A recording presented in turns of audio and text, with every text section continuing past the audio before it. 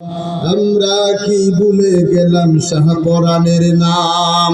সবুজ শ্যামল পাহাড় ঘেরা সিলেট ভূমি বাংলার সেরা। বেঁচে নিলেন শাহজালাল প্রচারে ইসলাম। আমরা কি ভুলে গেলাম শাহজালালের নাম। আমরা কি ভুলে গেলাম শাহপরানের নাম। গোবিন্দ পালিয়ে গেল, গোবিন্দ পালিয়ে গেল শুনে যার নাম। আমরা কি ভুলে গেলাম শাহপরানের নাম। আমরা কি ভুলে গেলাম শাহজালালের নাম। গোবিন্দ নিজ চোখে কারামত দেখছে, হেদায়েত চাইছে, হেদায়েত হইছে। এই ভারতবর্ষে অলিকুল সম্রাট কাজা মঈনুদ্দিন চিশতি আজমিরি রাহমাতুল্লাহ আলাইহি ওসমান হারুনির পারমিশনে এসেছে আজমিরে। আসার পরে তার প্রথম মিশন আল্লাহু আকবার, আল্লাহু আকবার আযান দিয়েছে। সুবহানাল্লাহ বলেন না? এই আযান দিয়েছে কথা সত্য, কিন্তু সে আযানের ধ্বনি পিতৃরাজের কলিজায় লাগবে। জ্ঞাতা মৌলবী আযান ছাড়া সব চলবে, নামাজ রোজা হজ যাকাত যা পারো সব করো, আযান দিতে পারতাম না। মঈনুদ্দিন বলে ইবাদত আল্লাহর হুকুম, মসজিদের মুয়াজ্জিন আযান মসজিদে যতদিন চলবে, আমি কাজা মঈনুদ্দিনের পর্দান চলে গেলেও আযান থামবে না। আমি আযান দিবই, আমার আযান বন্ধ করার শক্তি পৃথিবীর কোনো মাখলুকের নাই। বলেন সুবহানাল্লাহ। পিতৃরা যাইছে আগে গাড় ফুলাইয়া এক করম কিতা এই মৌলবী যাইলো, এইবার যে দাওয়াত দিতেছে রাজাগিরি যাইব, ক্ষমতা যাইব, মাতগিরি যাইব, সব প্রশ্ন ছেড়ে যাবে। আমি পিতৃরাজের রাজার কেউ বলবে না, আমার মসনদ ঠিক থাকবে না। যে মোল্লা এসেছে আজমিরে আযানের ধ্বনি দিলে কলিজায় আঘাত লাগে, এরপরের হাতিয়ার জানি না সে কি ব্যবহার করে, সে বড় চিন্তিত। দিচ্ছেন এক জাদুঘরকে সংবাদ, কালো পাহাড় নামের জাদুঘর। জাদুঘর আর সহগুলো কি যে মোল্লাইছে, এই মোল্লার অবস্থা তো বেশি ভালো না। ওরা তো আযান দে আমার কলিজায় লাগে। বলেন তো মুসলমান, আযানের মধ্যে আল্লাহর একত্ববাদের দাওয়াত আছে না নাই? নবীর রিসালাতের দাওয়াত আছে না নাই? এই আযান ও দাওয়াত তাবলীগের একটা অংশ। যতদিন এই জমিনে আল্লাহু আকবারের ধ্বনি থাকবে, ততদিন পর্যন্ত নাস্তিক, মুরতাদ আর কুতাদ্রোহী আর সুন্নাত বিরোধী মসজিদ মাদ্রাসা বিরোধী কলিজা ফেটে কান হবে। যতদিন জমিনে আযান থাকবে, কথা বলেন ঠিক কিনা? মোল্লারা খালি আযান চাইলে আযানটা ছাড়া অন্য তো ভালো। তাকবীর করে দে, নারায়ে তাকবীর, আল্লাহু আকবার কে লাগি কয়। কালো পাহাড় ক পিতৃরাজ রে, আমার যে দাওয়াত করে আনছো, এই বেটা এমন একজন আল্লাহর ওলি, সে যখন দুইটা হাত আকাশের দিকে উঠায়, আকাশের 7 দরজা খুলে যায়। সে মাহবুব আল্লাহর এক প্রিয় বান্দা, যার নেটওয়ার্ক মদিনার সাথে, যার নেটওয়ার্ক আরশে আজিমের সাথে। আমি পারবো না তো না, তো অনেক সুনাম আছে, কোনো কিছু করতে হবে। আমি তো পারতাম না, তো তোর সাথে যাওয়াই লাগে। উনি কি করছে, গিয়া দেখে মঈনুদ্দিন চিশতি মুরিদানটা নিয়ে বসা, এই কালো পাহাড় গিয়া পাখি দেবা উড়াল দে, এই জাদু করে এমনি উড়াল দিছি। এটা আশ্চর্য বিষয় না? কি করে দেয়া, এটা আশ্চর্য হওয়ার কথা না? কাজা মঈনুদ্দিন চিশতি তাকায় দেখে, এই বেটা তো দেখা যায় হাতির মতো উড়াল মারছে। এমনও কিছু মূর্খ মানুষ আছে, এরা কইব এই বাবার যে ক্ষমতা আছে এই বাবারও কম না, এই কথা বলে ফেলবে। কি করতে পারি? মঈনুদ্দিন চিশতি বলে, খাদা কি খরম দেন, খরম বার্মিছেন না খাডে, কথা বলে খরম দিয়ে আনছি। কাজা মঈনুদ্দিন চিশতি করম এমনি ছেড়ে দিছি, 2 করম গিয়া জাদুঘরে বাইরে জমিন লাগাইছে। সুবহানাল্লাহ। ওই কালো পাহাড় জাদুঘরে বলেন, এর ব্যক্তিরাজ ইজ্জতগুলো নষ্ট হয়ে গেল।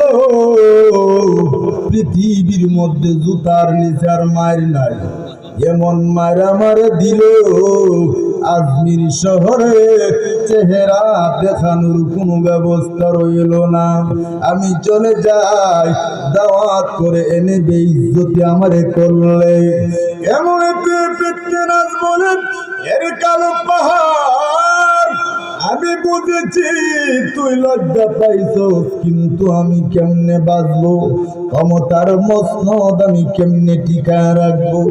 এমনিতেই জাদুঘর বলে হে পিতৃরাজ, একমাত্র মঈনুদ্দিন রে যদি আটক করতে হয়, যুবতীর কোশি সুন্দরী নারী সাজাইয়া মঈনুদ্দিন চিশতির সামনে যদি হাজির করা হয়, এই মঈনুদ্দিন চিশতি যদি বদনজরে নারীর দিকে তাকায় রে, ওয়ালায়াত নষ্ট হয়ে যাবে।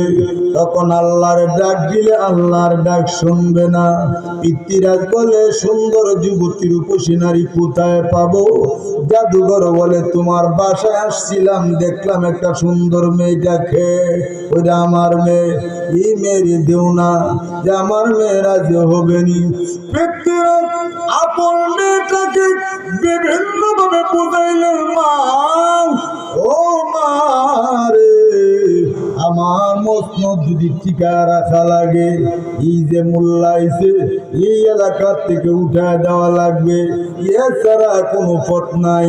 মা তোর কানের মধ্যে ফুল, গলায় মালা, হাতে বালা সুন্দর করে সাজাইয়া ওই ওলির সামনে নেওয়া হবে। মা বদনজরে যদি তাকায় তার ক্ষমতা কমবে। এই দুষ্ট মেয়েটাও রাজি হয়ে গেল। সুন্দর করে সাজাইয়া যখন মঈনুদ্দিন চিশতির খানকায় নেওয়া হলো, ওই সময় আল্লাহর ওলি ওই শিবানী পবিত্র কোরআন দেখে দেখে তিলাওয়াতে মগ্ন। বলেন তো মুসলমান, দেখে দেখে তিলাওয়াত কোরআন যদি তিলাওয়াত করে, চৌকের নজর উপরে থাকে না নিচে থাকে? আল্লাহর ওলি নিচের দিকে তাকায় আল্লাহর কোরআন তিলাওয়াত করে, দরজার সামনে যুবতী মেয়ে দাঁড়ানো। ওলি মনে মনে মনে ভাবছেন, মনে হয় কোনো মুরিদ হবে, কোনো মহিলা। আমার দরজার সামনে তো প্রশ্নই উঠে না। আয়াতের শেষ প্রান্তে গিয়ে যখন তাকাইল, একটা নজর দেওয়ার সাথে সাথে মহান আসমানের মালিক আল্লাহ মঈনুদ্দিন চিশতির ওয়ালায়াতের নজরের কারণে এই পিতৃরাজের জালেম মেয়েটা আল্লাহর পবিত্র 30 পারা কোরআনের হাফেজা হয়ে গেছে। আউলিয়ারা করে উপবায় ইখতিয়ার, জাহেলারা করে দুনিয়া ইখতিয়ার। ইমামুল আউয়ালিন আল আখিরিন বফর সদকা রহমতাল লিল আলামিন। এক জামানা সোহবতে বা আউলিয়া বেহতেরা সব সাল তো আতবেরিয়া। সোহবতে সালেহ তোরা সালেহ কুনাত, সোহবতে তালেহ তোরা তালেহ কুনাত। ওই মেয়েটাকে বলে কেমনে আমার সিনায় পবিত্র কোরআন ঢুকে গেল বাবা, বুঝলাম না। মঈনুদ্দিন চিশতি বলে বুঝবে না, এই বুঝার যোগ্যতা তোর না। আশিকা মাশুক করমজিদ کرامن کتبیرا ہم خبر نیست عشق عاشق لست خوچو برگنور عرص جج معشوق باقی جمعسو এটা বুঝতা না, এটা বুঝবে না। ওলিদের নেক দৃষ্টি যদি যায়, ইমাম আজম আবু হানিফা বলে, কোন মানুষ যদি উলামায়ে কারামদের চেহারা দেখে দেখে দ্বীনি আলোচনা শুনে, মাজলিসুল উলামা মাজলিসুল কুবারা আহাব্বু ইলাইয়া মিন মাজলিসুল ফিকহ, সারা রাত্র ফতোয়ার কিতাব নিয়ে গবেষণা করার চাইতে আল্লাহওয়ালাদের চেহারা দেখে দ্বীনি আলোচনা শোনা তার চাইতে উত্তম। কোন সুবহানাল্লাহ।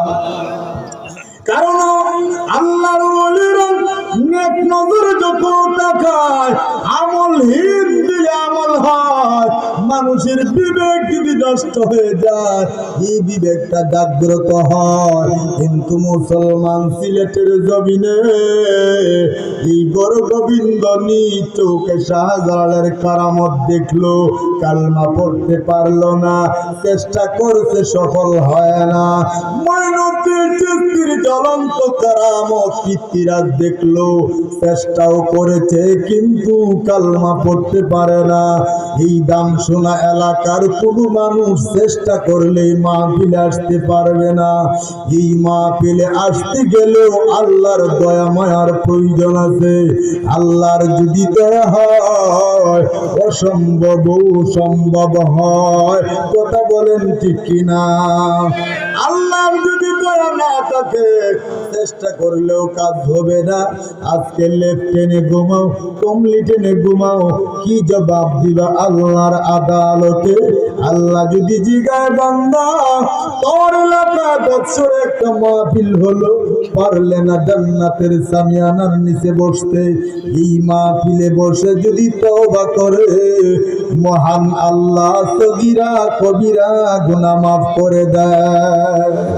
তওবা থাকলে কবিরা গুনাহ আল্লাহ মাফ করিলা। যদি বান্দার অন্তরে তওবা থাকে, আর তওবা যদি নাও করে সগীরা গুনাহ থাকে না। জোরে বলেন সুবহানাল্লাহ। দেখুন আরেকটা মুজেজার কথা বলি, যেহেতু কারামত দেখলো হেদায়েত হইল না, নবীর জ্বলন্ত মুজেজা একটা দুইটা না, হাজার হাজার নবীর মুজেজা দেখলো আবু জেহেল, উতবা, সাইবা, কাব ইবনে আশরাফ, আক ইবনে ওয়াইল, এরা দেখছে নবীর জ্বলন্ত মুজেজা। কলমা বলতে পারছে, কিতাব বলতে পারছে। এক যুবক তার বাবার কিছু টাকা নেই তো আবু জেহেলের কাছে, বাবার ইন্তেকালের পরে যুবক গেছি গায়, সর্দার সাহেব আবু জেহেল, আমার আব্বার তো রেখে যাওয়া কিছু টাকা আপনার হাতে ছিল, দয়া করে যদি দিতেন উপকৃত হতাম। আবু জেহেল টাকা দিব দূরের কথা, মারার হুমকি দেয়। এই দহের মানুষ সমাজ আছে না নাই? আছে না নাই? বেটা বাতিদার দোকান চাচা গেছে রাত্রে 3টার সময় কয়েল আনতে, বাতিদা দোকানটা খুল দেবো, কিতা চাচা কয়েল নেই বেটা মশা কামড়া। টাকাতে একটা দিতাম না, নাম বক্স দিলাইতাম, দিলে এক বক্স টাকা চাচা আনছি না, সকালে দিমুনি। সকালের কথা কয়ে 3 বছর এর ভিতরে কয়েলের দাম দেয় না। একদিন কালে জিগেছি চাচা যে কয়েলের টাকাটা, এই দেশে টাকা আমরা চোর, আমরা কি খারাপ মানুষ, আমরা কি টাকা মাইরা খাইছি? আসেনি দেওয়ার মানুষ আস্তাগফিরুল্লাহ। 4 বছর হয়ে গেছে কয়েলের টাকা, ইয়ার বেড়া কই দেশের ভালো মানুষ মিলে কই এমন উগান্ডারে খেয়ে ভাত খাওয়ায়। 4 বছর ফাওনাদারের টাকা না দেয়া আর উল্টা হুমকি দেয়। আবু জাহেলের কাছে যুবক ছেলে গেছি গায়, চাচা সর্দার সাহেব টাকা দিতে, টাকা দিব দূরের কথা উল্টা মারার হুমকি দেয়। বয়ে দৌড় দিছে মক্কার ঘরের সামনে আবু জেহেলের ঘর, মক্কার সামনে বসা কয়েকজন সর্দার, এটা আবু জেহেলের লোকে ফাটি, এক দলের লোক একসাথে রাত্রি যাপন দিন যাপন সবসময় চলে। গিয়া পায় মক্কার সামনে উতবা, সাইবা, কাব ইবনে আশরাফ, আক ইবনে ওয়াইল, এরা বয়া। যুবকটা দৌড়তে দূরস্থ লেগে দৌড়ি তো আপনার কাছে আইসে লিখিতা, আপনার এই 5-5 মানুষ আবু জেহেলের সাথে, আবু জেহেল সর্দার সাহেবের সাথে তো আপনার চলে ইলাহা, আপনারা তো এই 4-5 জন মিললেই তো গোটা মক্কার নিয়ন্ত্রণে চলেন ইলাহা, এই মক্কার মাতবুরি তো আপনারই করতেছেন ইলাহা। তাহলে আপনারা তো আবু জেহেল যেমন ক্ষমতার অধিকারী, আপনারাও ক্ষমতা কম না, যেহেতু লিডারের সাথে চলেন আপনিও লিডার কম না। কি দেখো মরলের এই সিগারেটের কুন্ডাও যদি কাজ ওইবাটা গলা হুমকি বড় হয়ে যায়। এই আমার ছিল ওখান কইতাম না, বিপদ হলে বুঝবে দেরুডি উল্টাইয়া সিগারেটের বুন্দা খা এই মাতাব্বরের হাতে কে বেড়া ক আমার ছিল বিপদ হলে মনে তোর কুম্বা ভেজা উদ্ধার করতো নাউজুবিল্লাহ কইতেন না। এমন আসেনি সমাজ, এই সমাজে এই দেশের মানুষ থাকলে সমাজ থেকে শৃঙ্খলা বিশৃঙ্খলা আর স্বৈরাচার কি যাবে? যতদিন পর্যন্ত সমাজ থেকে এই কাফিয়তের মানুষের চরিত্র পরিবর্তন না করবে, ততদিন পর্যন্ত সেই ভারতের দাজ্জালের কুচক্র মহলের কুচক্র দৃষ্টি কখনো যাবে না। সমাজের মানুষের নীতি পরিবর্তন করলে মোদী সরকার সাজ করানোর সুযোগ পাবে না। কথা বলেন ঠিক কিনা? একটু বেড়া মারতে গীতা এই যুবক গিয়া কয় আপনারা তো চলে না বুধের সাথে টেকা পাইতাম, আমার আব্বার টেকা তো দেয় না, আরো কমাইরে লইব গাড়ি লইব। এই 500-600 5-7টা শয়তান মিললে আর ছায়া দেখে নবীজি যাক ডান দিক দেয়, কয় যুবক শুনে যা, তোর টেকা যদি ভাওন লাগে মুহাম্মদের সাথে আবু জাহেলের সম্পর্ক বড় ভালো, গেলে মুহাম্মদ লইয়া টেকাটা পাইবি। কথা সত্য মতলব কথা বলেন, কথা সত্য মতলব খারাপ। অর্থাৎ মাইল লাগায় দিছে। এই মাইল লাগার এক বেটা খালি গিবত গায়, গিবত পর নিন্দারে সে গিয়ের ভাতের মতো মনে করে। তো এই লোক আবার যারা এটা মানুষের পর নিন্দা বেশি বেশি করে, এরা যদি আপনি সাপও ফালাই দেন এটা মারতো না, তাই কিন্তু মুখ খুলে যায়নি। এটা একটা বদ খাসিয়ত আছে, যে পরে বদলাম গা এরা যদি সারাদিন মুখ বন্ধ করে রাখেন তাহলে মুখ খুলে দেবে। মানে বড় মোহ মানিয়ে গেছে, এক লোক দিন আনে দিন খায়, কিন্তু সারা দিন খালি এর বাড়ির ফুলির বদলাম, এর ফুলার বদলাম, এর ভূতের বোর বদলাম, এর এই বদলাম সেই বদলাম। আর এই লোকের কাছে পৃথিবীর কোনো মানুষ সাপোর্ট পাইছেন। কথা বুঝি না আপনারা? এই লোকের ধরা গেছে পরে তো ওই যে মাইজ ভাড়ার যে কলিমুদ্দিনের ছেলেটা এবার তো দাখিল পাস করছে বা ভিত্তিক পাস করছে বা দাওরা পাস করছে, তার একটা পাস করছে, এটা চাকরি পাইব। বুঝা যায় বেড়ার কাছে এত খারাপ লাগে, যার কথাই কর খালি মাইজ ধরে না, যে কোনো মানুষের কথা বলি আর তো বলে তেমন দিত বিয়ে পাস করছে, বিয়ে পাস করছে চাকরি পাইত না। কিছুদিন পরে আর এক লোক চা খবর জানেন লিখিতা অমুকের ভূতে মাস্টার্স কমপ্লিট করে ব্যাংক ও চাকরি হয়ে গেছে গা ৪৫,০০০ টাকা মাস বেতন। বেতন হোক এটা খাই পারবো। কয়েকদিন পরে তোমার কথা তো বুঝতাম পারি না লিখিতা, তুমি কত খাই পারতো না, ওই ফুলাটা 2 মাসের বেতন ফাইয়া এত বড় মাছ একটা শেষ রায়নি কাছে তার হারি স্বাদ হয় না। অর্থাৎ তার কাছে কাহরও পৃথিবীর কোন মানুষের ভালো জিনিস তার কাছে পছন্দ। বউয়ে গালি কর শয়তানি ঝাড়তা না, বাড়ি থেকে যাও, কই থেকে খাইতাম, কই থেকে আনতাম, এই চিন্তা দান আছে না। আর তুমি খালি পরের গান গাও, যাও কই দিব চাকরি করো গিয়া। হাঁটতে হাঁটতে গেল গেটের পাহারাদারি, আর যে গেটের পাহারাদারি লইছে এই গেটের ঘরের যে রুম আছে রুমের ভিতরে থাকে 2 জন মানুষ, একজন স্বামী একজন স্ত্রী, আর বিশাল বড় বাউন্ডারি 2 তলা ফাউন্ডেশন গেটের পাহারাদার তারা রাখছে। মেয়ে মহিলাটা তার স্ত্রী করে প্রাইমারি স্কুলে হেডমাস্টার, আর স্বামী করে ব্যাংকে চাকরি, আর এই শয়তান হচ্ছে দারোয়ান। এই শয়তান খালি হেরে দেহের মাইল লাগা, হেরে দেহের মাইল লাগা খালি মুচকি হাসে। এটা দেখিয়া তার বউয়ে কয় না বাড়ি ছেড়ে বা তোর জ্বালায় শান্তি বেরেন না করো, তুই আমার বদলাম মানুষের কাছে গা, মানুষের বদলাম আমার কাছে গা। এন গেছে ব্যাংকে দারোয়ানের চাকরি তো একদিন কোনো সুরতে গেছে মুখ বন্ধ করে, দ্বিতীয় দিন তো কাজে নিচ্ছে বেগুনের মতো মুখ। পরে সকালবেলা মাস্টার নিয়ে যায় 10টায় স্কুলে যাবে, তো ম্যাডাম একটা কথা বলতে চাই। আবার এর কিন্তু যারা এই শয়তানি করে এরা কথার সিস্টেম বানাচ্ছে, এরা কথার কৌশল করতে মতো। ম্যাডাম একটা কথা বলতে চাই, যদি রাগ না করেন। বলি কি? আমি তো আজকে 3 দিন চাইছি আপনার গেটে, আপনার স্বামীর লক্ষণ বেশি কিন্তু ভালো না দেখছি, তাই না? কার সাথে ফোন গেট থেকে বাইরে যে ফোন দে, আবার আসার সময় ফোন খামই থাকে। আমার যতটুকু সম্ভব কোনো মহিলার সাথে পরকীয়া জড়িত আছে। নাউজুবিল্লাহ কইতেন না? মহিলা ব্যাগ হাতে আসিল করেছে, কইলে কি বলে হ্যাঁ বিশ্ববাবার কথা বললাম, মিথ্যা কথা কইলে। এখন তো মহিলা তো স্কুলে যাবি পড়াই তো গীতা, এইবার পড়ার কথা বেশি মাথা থাক উল্টে গেছে, মনাইলো গীতা। তো এই লেগে গেল প্রাইমারি স্কুলে, স্বামী বাড়িয়েছে 10টা, টাইম যে 11টা বেরো ম্যানেজার লিটে গেছে। স্যার একটি কথা বলতেছিলাম, মনে যদি কিছু না নেন আর না করেও পারি না, বলাই লাগে।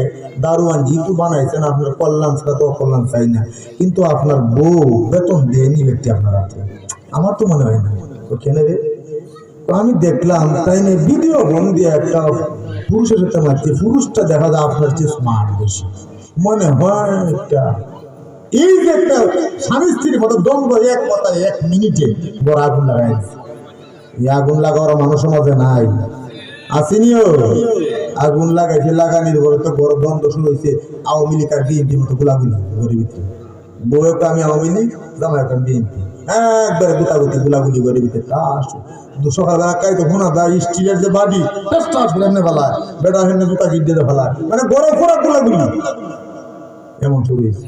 পরে কয় যে আবার পরের দিন গুলাগুলি করে যখন প্রাইমারি স্কুলে, তো ম্যাডাম একটা কথা বলতেছে, দেখিতা আপনি সব রাগ বাদ দিয়ে একটা কথা দেখিতা, আপনার বিষয়টা দেখছে, আপনি একজন নারী মানুষ, মহিলা মানুষ, আপনারটা দেখতে আমার মায়া লাগছে। মেয়ে মানুষ, আপনি মা জাতি, দেখেন কথার ডিজাইন, আপনি মা জাতি, আপনার আদর বেশি গরম লাগে আমার, আর আমি মুরব্বী মানুষ, এমনি কথার স্টাইল কিতা যায় উপাধি লাগায় এখন। তবে আমি একজন হুজুরের সাথে, কবিরাজের সাথে যোগাযোগ করছি, যদি রবিবারে আপনার স্বামীর তুতার নিচ থেকে একটা দাড়ি কাটতে এনে দিতে পারেন 3 চিরিয়া, তো একটা তাবিজ বানায় দেবো, জীবনের আপনার কথা বলতো না, আপনার টেনশন করবেন না। এই কথা কয়ে বলে ফেলেছি প্রাইমারি স্কুলে। জামাই আইসে আমার ঘরে হইতেছে, স্যার একটা কথা দেখি, আপনার কপাল নামটা আমি কামনা করি না, ছায়ও ছায় আপনার দিনে সুখিয়র, আল্লাহ আপনার যোগ্যতা দিয়ে তাকে দিয়েছে, আপনার উচিত আমিও পাইতাম।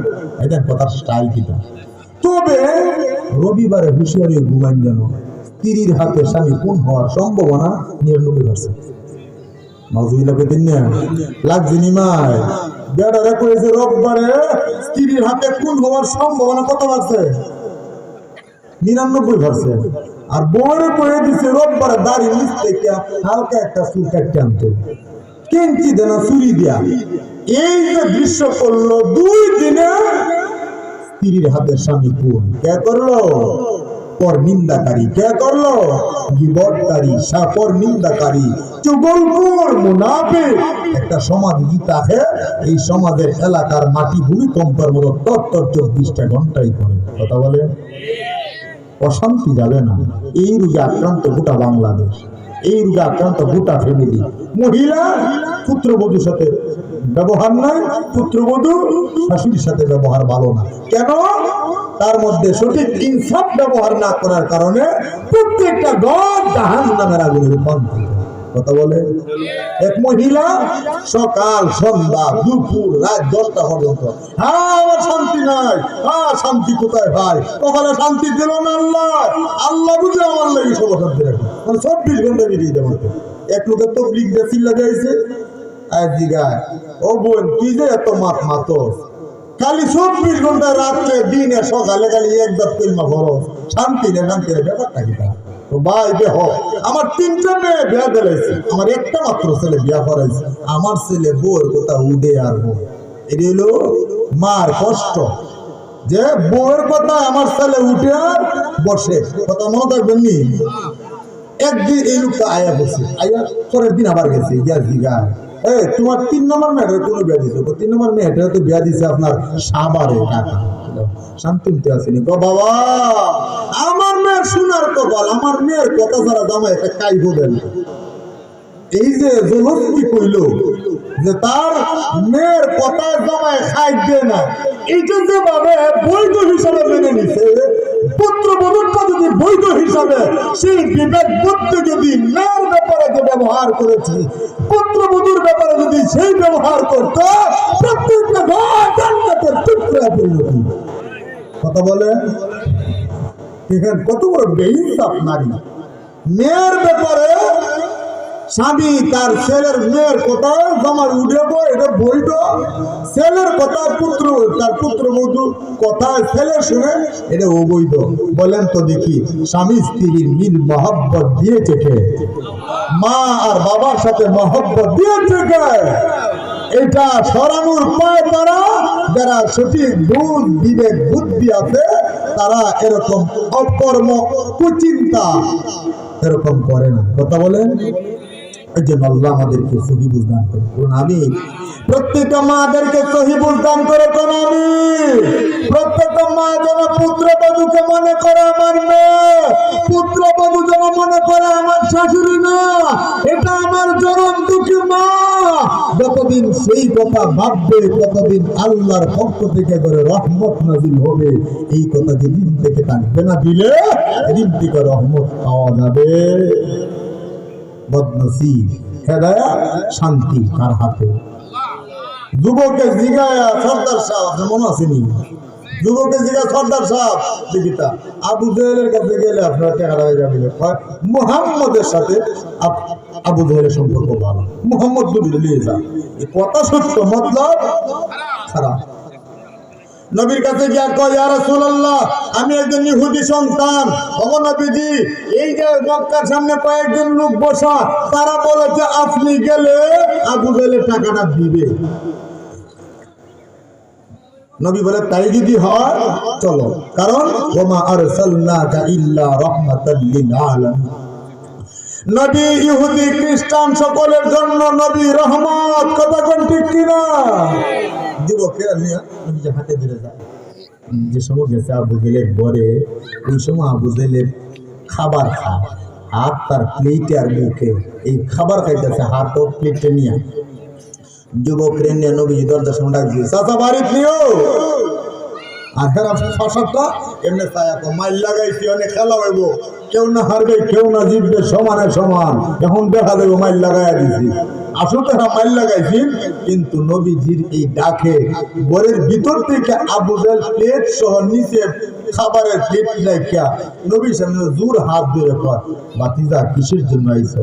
এমনি ধরে রাখছি। আর হেরা দেখতেছে ছায়া দেখে কয় হ্যাঁ আমরা আবু জেহেলে কয় মোহাম্মদ রে এই করবো সেই করবো, মেরে ফেলবো গিলে ফেলবো, আর মোহাম্মদের সামনে জোর হাতে কমা চায়, আজকে সর্দারগিরি ছাড়াইবো, নবী খালি আরো সরবে আমরা যাইবো। তখন নবীজিকা এই ছেলের বাবার কিছু টাকা পাওনা দেবো না কেন? যত ভাই তো এসে ডাবল দিয়ে দিচ্ছে। সুবহানাল্লাহ বলতেন না? নবীজি জিগা যুবক টাকা পাইছ? হুজুর যত পাইতাম এর স্যার ডাবল দিছে, এর গুণ ঝুনছে না দিলাইছে ডাবল, পাইতাম 10,000 দিতে 20,000। হুজুর আর কোন সমস্যা নেই, কত চলো। তো যুবক চলে গেছে নবীজি হুজরার দিকে, এই 5-7টা শয়তানদের দেখছি ফাটাইছি, এরা গিয়া কয় সর্দার গরেনি আজকে নিজ চৌকে দেখছি মুহাম্মদের সামনে জোর হাত ধরে কমাতে তো টাকাও দিয়েছ, এমন সুন্দর ব্যবহার মুহাম্মদের সাথে করছো, আমরা দেবতার সামনে তো কোনোদিন নত করছো না। এমনি মাথা ব্যাপার কি? সর্দার গিরেছে তুই আজকে থেকে আর মানতাম না। আবু জেহেল কইছে তোরা কি তার সাফ? আমি মরতাম না বাঁচতাম? না বাঁচে কত বাঁচলে তুই আমার কথা শুন। আবু জেহেল আমার কথা শুনলে কি মুহাম্মদে যে বলতো ইসরাফিলের সিংহার ফু দিবে, আসমান ভেঙে যাবে, জমিন দুই রুই হয়ে উড়ে যাবে, এই কথা কি তারা শুনস না? বলে হ্যাঁ শুনছি। আবু জেহেল দেখে দেখে বলি এর সাথীরা রে আমি দিলাম খাবারের প্লেটে আমার হাত ছিল, হঠাৎ করে নবীজি ডাক দিলেন চাচা, ও চাচা বাড়িতে দি। এই কথা নবী বলার পরে আমি তাকায় দেখি রে আমার মজবুত ঘরের ভিতরে ভূমিকম্পন শুরু হয়ে গেছে। তখন আমি দুইটা হাত জোড় করে বলেছি ও বাতিজা মুহাম্মদ কি চাও বলো।